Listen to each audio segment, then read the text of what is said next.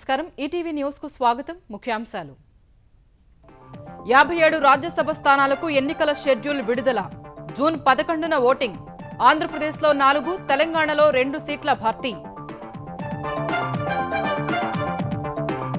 జగన్ అక్రమాస్తుల వ్యవహారం Panama పత్రాల్లోనూ బయటపడిందన్న Telugu Desam CBI ED దృష్టి సారించాలన్న యనమల ఆంధ్రప్రదేశ్లో అకాల వర్ష బీభత్సం పలుచోట్ల కూలిన చెట్లు విద్యుత్ స్తంభాలు విశాఖ జిల్లాలో పిడుగుపాటుకు 2 చిన్నారుల మృతి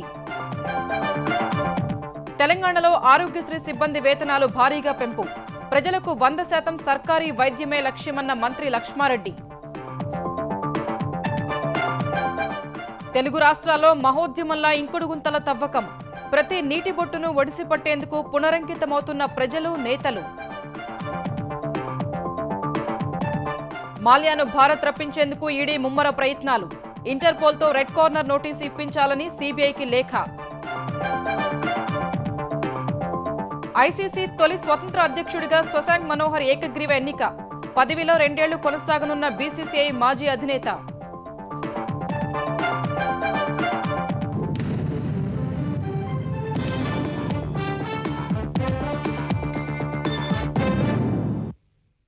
రాజ్యసభలో ఖాళీ అవుతున్న 57 స్థానాలకు ఎన్నికల నగారా మోగింది జూన్ 11న అన్ని స్థానాలకు ఎన్నికలు నిర్వహించనున్నట్లు ప్రకటించిన ఈసీ అదే రోజు సాయంత్రం ఓట్ల లెక్కింపు చేపట్టనుంది మొత్తం 57 స్థానాలకు గాను ఆంధ్రప్రదేశ్లో 4 తెలంగాణలో 2 స్థానాలకు ఎన్నికలు జరగనుండగా పదవీ విరమణ పొందుతున్న సభ్యులు పలువురు కేంద్ర మంత్రులు కూడా ఉన్నారు దేశవ్యాప్తంగా 15 రాష్ట్రాల్లో జూన్ ఆగస్టు మధ్య ఖాళీ కానున్న 57 రాజ్యసభ స్థానాలకు ఎన్నికలు నిర్వహించేందుకు కేంద్ర ఎన్నికల సంఘం షెడ్యూల్ విడుదల చేసింది ఇందుకు సంబంధించి ఈ నెల 24న నోటిఫికేషన్ విడుదల చేయనుంది నామినేషన్లకు చివరి తేదీ మే 31 కాగా జూన్ 1న దరఖాస్తుల పరిశీలన చేయనుంది నామినేషన్ల ఉపసంహరణకు జూన్ 3 చివరి తేదీగా నిర్ణయించింది జూన్ 11న ఎన్నికలు నిర్వహించనున్న ఈసీ అదే రోజు 5 గంటలకు ఓట్లు లెక్కించనుంది జూన్ 13లోపు మొత్తం ఎన్నికల ప్రక్రియను పూర్తి చేయనుంది మొత్తం 57 రాజ్యసభ స్థానాల్లో భాజపా కాంగ్రెస్కు చెరో 14 మంది సభ్యులు ఉండగా బీఎస్పీకి చెందిన 6 జేడీయూకు చెందిన 5 ముగ్గురు చొప్పున సమాజ్వాదీ బీజేడీ అన్నాడీఎంకే సభ్యులు పదవీ విరమణ చేయనున్నారు 2 చొప్పున తెలుగుదేశం డీఎంకే ఎన్సీపీకి చెందిన ఎంపీలు శివసేనకు చెందిన 1 పదవీ విరమణ చేయనున్న వారిలో ఉన్నారు బ్యాంకులకు అప్పులు ఎగ్గొట్టి విదేశాల్లో తలదాచుకుంటున్న స్వతంత్ర సభ్యుడు విజయ్ మాల్యాపై రాజ్యసభ వేటు వేయగా ఆ స్థానానికి కూడా ఎన్నికలు జరగనున్నాయి ఉత్తరప్రదేశ్లో అత్యధికంగా 11 స్థానాలకు ఎన్నికలు జరగనుండగా తమిళనాడు మహారాష్ట్రలో 6 చొప్పున బీహార్లో 5 స్థానాలకు ఎన్నికలు జరుగుతాయి ఆంధ్రప్రదేశ్ కర్ణాటక నుంచి 4 చొప్పున మధ్యప్రదేశ్ ఒడిశాలో 3 తెలంగాణ హర్యానా జార్ఖండ్ పంజాబ్ ఛత్తీస్గఢ్లో 2 స్థానాలు ఉత్తరాఖండ్లో 1 స్థానానికి ఎన్నికలు జరగనున్నాయి గడువు ముగుస్తున్న ఎంపీల్లో ఆంధ్రప్రదేశ్ నుంచి నిర్మలా సీతారామన్ సుజనా చౌదరి జైరాం రమేష్ జేడీ శీలం ఉన్నారు తెలంగాణ నుంచి వి హనుమంతరావు గుండు సుధారాణి పదవీకాలం ముగేనుంది వీరితో పాటు రాజ్యసభ పదవీకాలం ముగుస్తున్న వారిలో కేంద్ర మంత్రులు వెంకయ్యనాయుడు సురేష్ ప్రభు బీరేంద్ర సింగ్ ముక్తార్ అబ్బాస్ నఖ్వీ పీయూష్ గోయల్ కూడా ఉన్నారు కాంగ్రెస్ సీనియర్ నేతలు ఆస్కార్ ఫెర్నాండేజ్ అంబికా సోని ఆనంద్ శర్మ మొహిసినా కిద్వాయ్ ఉన్నారు వీరితో పాటు జేడీయూ సీనియర్ నేత శరద్ యాదవ్ ప్రముఖ న్యాయవాది రామ్ జెఠ్మలానీ ఉన్నారు గుజరాత్కు చెందిన రాజ్యసభ సభ్యుడు ప్రవీణ్ రాష్ట్రపాల్ మృతితో ఇవాళ నిరవధిక వాయిదా పడాల్సిన రాజ్యసభ రేపటికి వాయిదా పడింది ఉదయం సభ సమావేశం కాగానే ప్రవీణ్ ఉదయం గుండెపోటుతో మృతి చెందిన విషయాన్ని చైర్మన్ హమీద్ అన్సారీ సభకు తెలపగా సభ్యులు కాసేపు మౌనం ప్రకటించారు అనంతరం సభను రేపటికి వాయిదా వేస్తున్నట్లు అన్సారీ ప్రకటించారు నిర్దేశిత గడువు కంటే 2 రోజుల ముందే నిన్న లోక్సభ నిరవధిక వాయిదా పడగా సభ్యుల పదవీకాలం ముగియనుండడాన్ని దృష్టిలో పెట్టుకుని రేపు వారికి వీడ్కోలు ప్రసంగం తర్వాత రాజ్యసభ కూడా నిరవధిక వాయిదా పడనుంది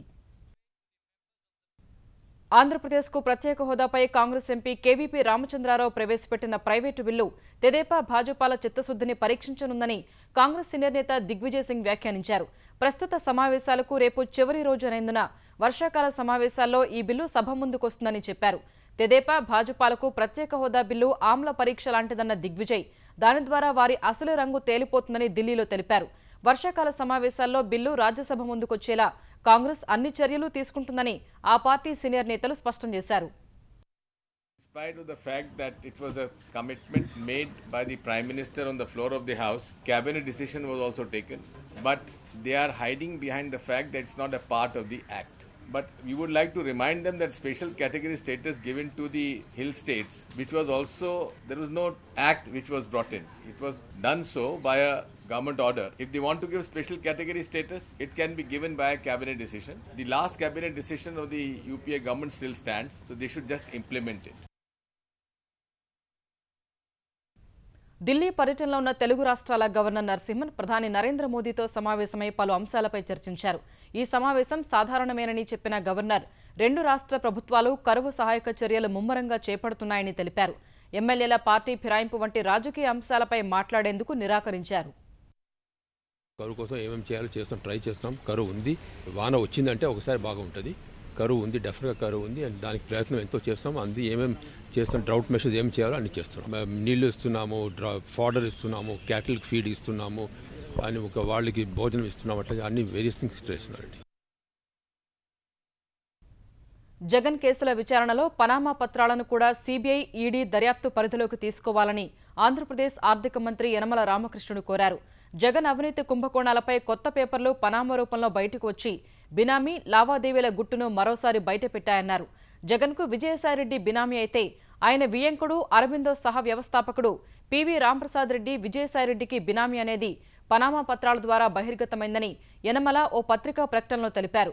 విజయసాయి వియంకుడు, రాంప్రసాద్ రెడ్డి పేరును పనామా పత్రాలు బహిర్గతం చేసినందున ఈడీ, సీబీఐ వాటిపై దృష్టి సారించాలని కోరారు. Hindu tech zone, Lepakshi knowledge హబ్లో ప్రభుత్వ భూములను బ్యాంకులకు తాకట్టు పెట్టి భారీ ఎత్తున సొమ్మును వీరి విదేశాలకు మనీ లాండరింగ్ చేయడంపై 2013లోనే ఎన్ఫోర్స్మెంట్ డైరెక్టరేట్, సీబీఐ ఛార్జిషీట్లు నమోదు చేశాయని గుర్తు చేశారు.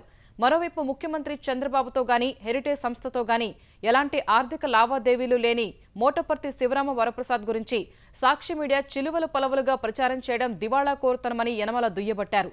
ఆయనకు హెరిటేజ్లో పెట్టుబడులు గాని, వాటాలు గాని లేవని, ఆయన కంపెనీలతో ఎలాంటి వాణిజ్య లావాదేవీలు లేవని హెరిటేజ్ ప్రెసిడెంట్ సాంబశివరావు ప్రకటించినప్పటికీ జగన్ మీడియా, వైకాపా నేతలు దుష్ప్రచారం చేయడాన్ని ఖండిస్తున్నామని యనమల పేర్కొన్నారు. వైకాపా అధ్యక్షుడు జగన్మోహన్ రెడ్డి ఆంధ్రప్రదేశ్ ప్రతిపక్ష నేత హోదాను తెలంగాణ ముఖ్యమంత్రికి తాకట్టు పెట్టారని తెలుగుదేశం నేత ధూళిపాళ్ల నరేంద్ర ఆరోపించారు. తెలంగాణలో కొత్తగా నిర్మిస్తున్న ప్రాజెక్టులతో ఆంధ్రప్రదేశ్కు అన్యాయం జరుగుతుందని దీక్షలు చేస్తామంటున్న జగన్ మరోవైపు తన బినామీలతో ఆ రాష్ట్రంలో ప్రాజెక్టులు దక్కించుకున్నారని విమర్శించారు. ఆంధ్రప్రదేశ్ రైతులపై జగన్మోహన్ రెడ్డి మొసల కన్నీరు గారుస్తా ఉన్నాడు. అక్రమ ప్రాజెక్టులని ఆరోపణలు చేస్తా ఉన్నాడు. ఆ ప్రాజెక్టుల్లో జగన్మోహన్ రెడ్డి తన ఎంపీ ఎవరైతే ఉన్నారో మిథున్ రెడ్డి, తన శాసనసభ్యులు ఎవరైతే ఉన్నారో రామచంద్రారెడ్డి, వైకాపా ఎంపీగా కొనసాగిన పొంగులేటి శ్రీనివాసరెడ్డి, పాలమూరు ప్రాజెక్టులో వేల కోట్ల రూపాయల కాంట్రాక్టర్లు వాళ్ళకి వచ్చిన మాట వాస్తవమో కాదో జగన్మోహన్ రెడ్డి చెప్పాలి. తెలంగాణలో ఆరోగ్యశ్రీ సిబ్బంది వేతనాలు పెరిగాయి. ట్రస్టులో పనిచేస్తున్న ఉద్యోగులందరికీ వేతనాలను 40% పెంచుతున్నట్లు వైద్య ఆరోగ్య శాఖ మంత్రి లక్ష్మారెడ్డి ప్రకటించారు. ఇకపై ఆరోగ్య మిత్రులకు నెలకు 12,000, కార్యాలయ అసోసియేట్లు, టీం లీడర్లకు 15,000 రూపాయల వేతనం లభిస్తుంది. జిల్లా మేనేజర్లకు 14వ ఉత్తర్వును అనుసరించి నెలకు 28,940 రూపాయల వేతనం లభిస్తుంది. ఆరోగ్యశ్రీ ట్రస్టు పనితీరుపై సమీక్షించిన లక్ష్మారెడ్డి ప్రభుత్వ ఆసుపత్రుల్లో వచ్చే 3 నెలల్లో ఆక్యుపెన్సీ 50% పెరగాలని నిర్దేశించారు.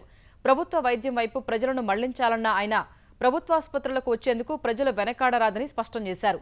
ఆరోగ్యశ్రీ ఉద్యోగుల హాజరు శాతం పెరగాలన్న మంత్రి ప్రజలకు 100% ప్రభుత్వ వైద్యం అందాలన్న ముఖ్యమంత్రి కేసీఆర్ కల నెరవేరేలా చూడాలని, ప్రజారోగ్యమే తెలంగాణ ప్రభుత్వ ప్రథమ కర్తవ్యమని తెలిపారు. తెలంగాణలో ఉన్న నర్సుల సమస్యల పరిష్కారానికి కేసీఆర్ ప్రభుత్వం కట్టుబడి ఉందని తెలంగాణ వైద్య ఆరోగ్య మంత్రి లక్ష్మారెడ్డి చెప్పారు. సికింద్రాబాద్ గాంధీ ఆసుపత్రిలో జరిగిన ప్రపంచ నర్సుల దినోత్సవానికి కార్మిక శాఖ మంత్రి నాయని నరసింహారెడ్డితో కలిసి హాజరైన లక్ష్మారెడ్డి తెలంగాణ వైద్య రంగంలో సమూల మార్పులు తెస్తామని తెలిపారు. ఖాళీల భర్తీ సహా పొరుగు సేవలు, ఒప్పంద నర్సుల సమస్యలు పరిష్కరిస్తామని మంత్రి హామీ ఇచ్చారు. ఈ పేషెంట్ నర్సు రేషియో మరి చాలా తక్కువగా ఉన్నారు. తొందరలోనే క్లియరెన్స్ వస్తే దాదాపు 1000 పోస్టులను ఇమీడియట్గా భర్తీ చేయడానికి, కాంట్రాక్టర్ నర్సెస్ని పర్మనెంట్ చేయడానికి, అవుట్సోర్సింగ్ నర్సెస్ కూడా మరి సాలరీస్ పెంచడానికి కూడా నిర్ణయం తీసుకోవడం జరిగింది. మరి ఈ నర్సింగ్ కోర్సులో స్పెషలైజేషన్ చేసి మన రాష్ట్రానికి ఒక మోడల్గా ఈ నర్సింగ్ కోర్సులో చేయడానికి ఆలోచిస్తూ ఉన్నాం. ఆంధ్రప్రదేశ్లోని అనేక ప్రాంతాల్లో అకాల వర్షాలు బీభత్సం సృష్టించాయి. విశాఖ జిల్లా డుమ్రిగుంట పరిధిలోని బిల్లాగుట్టలో ఇద్దరు చిన్నారులు పిడుగుపాటుకు గురై మృత్యువాత పడ్డారు. అనంతపురం జిల్లా హిందూపురం, పెనుకొండ, బత్తలపల్లి మండలాల్లో భారీ వర్షం పడింది. హిందూపురంలో రోడ్లన్నీ జలమయమవగా మురుగునీటి పారుదల వ్యవస్థ సరిగా లేక లోతట్టు ప్రాంతాల్లో జలమయమయ్యాయి. పెనుగాలుల ధాటికి చెట్లు విరిగిపడి వాహనాలు ధ్వంసమయ్యాయి. తూర్పుగోదావరి జిల్లా కాకినాడ, తుని, విశాఖ జిల్లా పాయకారావుపేట, అనకాపల్లి, పాడేరు, ప్రకాశం జిల్లా ఖమ్మంలో ఈదురుగాలులతో కూడిన భారీ వర్షం పడింది. మరోవైపు విదర్భ నుంచి తెలంగాణ మీదుగా దక్షిణ తమిళనాడు వరకు కొనసాగుతున్న ద్రోణి ప్రభావంతో ఉత్తరాంధ్ర సహా తెలంగాణ, రాయలసీమలో కొన్ని చోట్ల మరో 2 రోజులు వర్షం కురిసే అవకాశం ఉందని వాతావరణ శాఖ తెలిపింది. వృధాగా పోతున్న ప్రతి నీటి చుక్కను రేపటి కోసం దాచుకుందామంటూ ఈనాడు, ఈటీవీ రగిలించిన స్ఫూర్తితో తెలుగు రాష్ట్రాల్లో ఇంకుడు గుంతల తవ్వకం మహోద్యమంగా సాగుతోంది. సామాన్యుల నుంచి అధికారులు, ప్రజాప్రతినిధుల వరకు అంతా సుజలాం సుఫలాం అంటూ ఇంటింటా ఇంకుడు గుంతలు తవ్వుతున్నారు. ఈటీవీ, ఈనాడు చేపట్టిన సుజలాం సుఫలాం సదస్సుల స్ఫూర్తితో ఇంకుడు గుంతల నిర్మాణానికి ప్రజలు, అధికారులు, ప్రజాప్రతినిధులు పెద్ద ఎత్తున ముందుకొస్తున్నారు. ఆంధ్రప్రదేశ్ వ్యవసాయ శాఖ మంత్రి ప్రత్తిపాటి పుల్లారావు తన నియోజకవర్గంలో 54 పంచాయతీలు, చిలకలూరిపేట పట్టణంలో 11.83 కోట్ల రూపాయల వ్యయంతో 55,000 ఇంకుడు గుంతలు తవ్వించారు. ఇందుకు సంబంధించి మరో మంత్రి రావెల కిషోర్ బాబుతో కలిసి చిలకలూరిపేటలో పైలాన్ ఆవిష్కరించారు. తూర్పుగోదావరి జిల్లా కొత్తపేట నియోజకవర్గంలో రావులపాలెం, ఆత్రేయపురం, ఆలమూరు, కొత్తపేట మండలాల్లో ఇళ్లు, పాఠశాలలు, మంచినీటి పైపుల వద్ద ప్రజలే ఇంకుడుగుంతలు నిర్మిస్తున్నారు. కొమరాజులంకలో ముస్లిం సంఘం ఆధ్వర్యంలో ఇంకుడుగుంతల తవ్వకం చేపట్టారు. కాకినాడ 3వ పట్టణ పోలీస్ స్టేషన్ ఆవరణలో ఇంకుడుగుంతలు నిర్మించారు. తాళ్లరేపు సర్పంచ్ శ్రీనివాస్ కు ఆయన కుమార్తెలు ఇంకుడుగుంత తవ్వి శుభాకాంక్షలు తెలిపారు. పశ్చిమ గోదావరి జిల్లా ఇరగవరం మండలంలో 5,000 ఇంకుడుగుంతల తవ్వకాలను తణుకు ఎమ్మెల్యే ఆరిమిల్లి రాధాకృష్ణ ప్రారంభించారు. ప్రభుత్వ కార్యాలయాలు, కాలనీల్లోని ఇళ్ల వద్ద ఇంకుడుగుంతలు తీశారు. విజయవాడ తాడిగడపలో భారీగా ఇంకుడుగుంతల నిర్మాణాలు చేపట్టారు. మెట్రోపాలిటన్ మెజిస్ట్రేట్ కోర్టు న్యాయమూర్తి భవానీ ఇంకుడుగుంతల తవ్వకం పనుల్లో పాలు పంచుకున్నారు. నెల్లూరు జిల్లా వెంకటగిరి ప్రజా వైద్యశాల ఆవరణలో ఇంకుడుగుంత తవ్వకం పనుల్లో శాసనసభ్యుడు కురుగుండ్ల రామకృష్ణ పాల్గొన్నారు. ప్రకాశం జిల్లాలో ఎక్సైజ్ శాఖ అధికారులు పంగులూరు మండలం రేణింగవరంలో ఇంకుడుగుంతల నిర్మాణం చేపట్టారు. కొమరోలు మండలం కురుకువానిపల్లె, చింతలపల్లె గ్రామాల్లో 200 ఇంకుడుగుంతలు తీశారు. త్రిపురాంతకం మండలంలో ఇంకుడుగుంతల నిర్మాణ పనుల్లో ఎర్రగొండపాలెం ఎమ్మెల్యే పాలపర్తి డేవిడ్ రాజు పాల్గొన్నారు.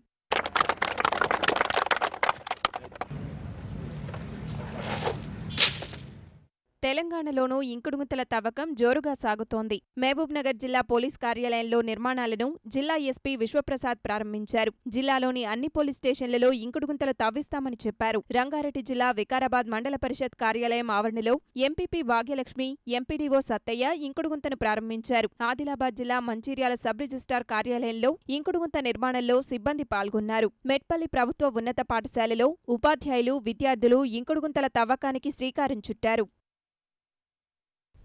అమరావతికి తరలివచ్చి ఆంధ్రప్రదేశ్ అభివృద్ధిలో పాలు పంచుకునేందుకు సిద్ధంగా ఉన్నామని ఏపీ సచివాలయ ఉద్యోగుల సంఘం అధ్యక్షుడు మురళీకృష్ణ చెప్పారు. ఉద్యోగుల సమస్యలు పరిష్కరించడంలో ప్రభుత్వ వైఖరి సానుకూలంగా ఉందన్న ఆయన ఈ నెల 20 నాటికి వచ్చే నెలలో అమరావతికి వెళ్లే ఉద్యోగుల వివరాలు అందించాలని ప్రభుత్వాన్ని కోరారు.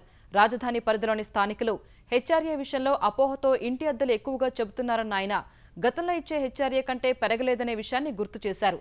అమరావతికి తరలి రావడంలో ఎదురయ్యే సమస్యలను తెలుసుకునేందుకు సచివాలయ ఉద్యోగులతో సమావేశమైన సంఘం నేతలు విద్యార్థుల చదువు, స్థానికత విషయంలో ఉన్న ఇబ్బందులను సీఎం దృష్టికి తీసుకువెళ్లాలని నిర్ణయించారు.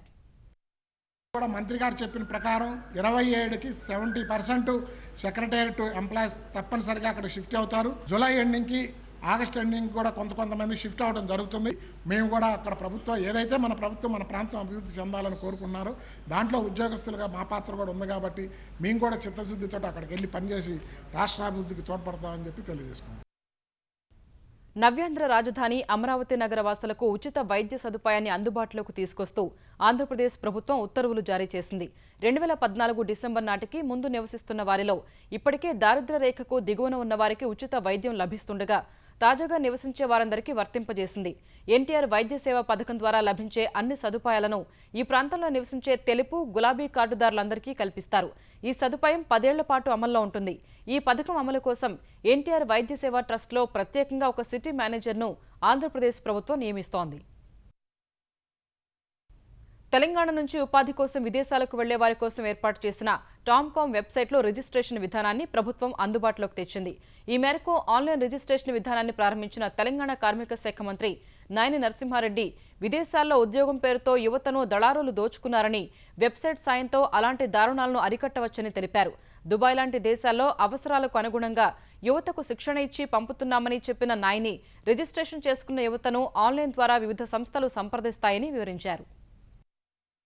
డిమాండ్ బాగుంది, మన తెలంగాణ యూత్కు అక్కడ డిమాండ్ బాగుంది. ఈ డిమాండ్ కంప్లీట్ చేయడానికి కొరకు ఇక్కడ ట్రైనింగ్ కూడా ఇచ్చే కార్యక్రమం తీసుకున్నాం. ఆ న్యాక్లో వీళ్ళందరికీ ట్రైనింగ్ ఇచ్చేదానికి కూడా మాట్లాడాం. మేము వాళ్లకు సంవత్సరానికి 10 కోట్లు ఇస్తాను. ఈ ట్రైనింగ్ అయిన వాళ్ళను ఆన్లైన్ ద్వారా అక్కడ పోయి మాట్లాడి కంపెనీలు వస్తారు. తెలంగాణకు సాగు తాగునీరు రాకుండా అడ్డుపడుతున్న తెదేపా వైకాపాలతో కలిసి పోటీ చేస్తున్న కాంగ్రెస్ పార్టీకి పాలేరు ఉప ఎన్నికల్లో బుద్ధి చెప్పాలని మంత్రులు హరీష్ రావు, కేటీఆర్ కోరారు.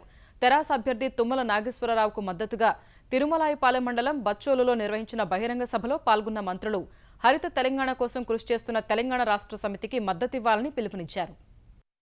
ఇక్కడ ఎమ్మెల్యే కాంగ్రెస్ ఉన్నా ఇక్కడ పాలేరు ప్రజలు బతకాలని, పాలేరు ప్రజల కోసం ఆలోచించి భక్త రామదాస్ ప్రాజెక్ట్ ను ఈరోజు శాంక్షన్ చేసింది. 300 కోట్ల రూపాయలతోని 60,000 ఎకరాలకు ఈ సంవత్సరమే నీళ్లు ఇవ్వబోతా ఉన్నామని చెప్పి మీకు మనవి చేస్తా ఉన్నా. తాగునీరు సాగునీరు ఇచ్చి ఈ తిరుమలాయపల్లి మండలం యొక్క కరువును శాశ్వతంగా దూరం చేసినటువంటి కేసీఆర్ గారిని కారు గుర్తు కొట్టేసి ఆశీర్వదించాలని మీ అందరినీ కూడా కోరుకుంటూ జై తెలంగాణ.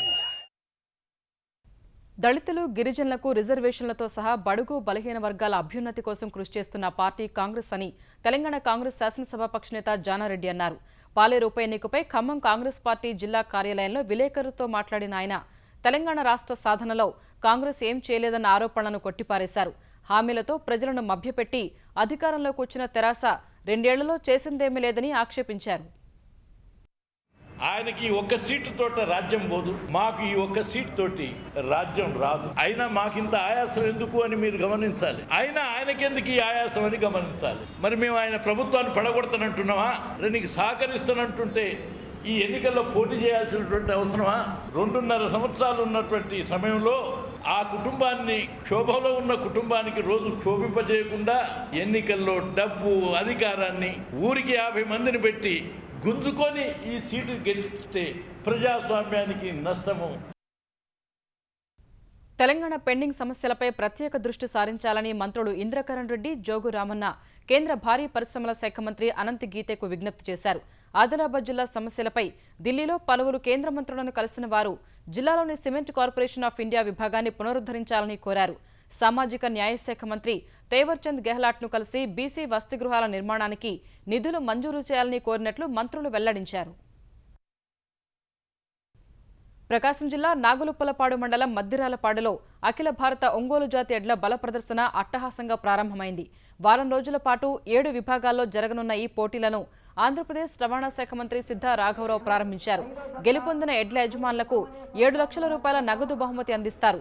పోటీల్లో పాల్గొనే పశువులకు, వాటి పోషకులకు సకల సౌకర్యాలతో పాటు పెద్ద ఎత్తున ప్రేక్షకులు కూర్చుని పోటీలను తిలకించే విధంగా మద్దిరాలపాడులో ప్రత్యేక ఏర్పాట్లు చేశారు.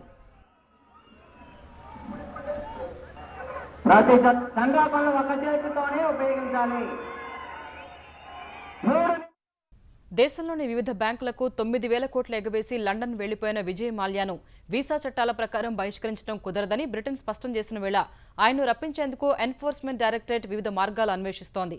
దేశంలో మనీ లాండరింగ్ కేసు విచారణకు హాజరయ్యేలా ఇంటర్పోల్ ద్వారా ఆయనపై రెడ్ కార్నర్ నోటీసు జారీ చేయాలని సీబీఐని కోరింది.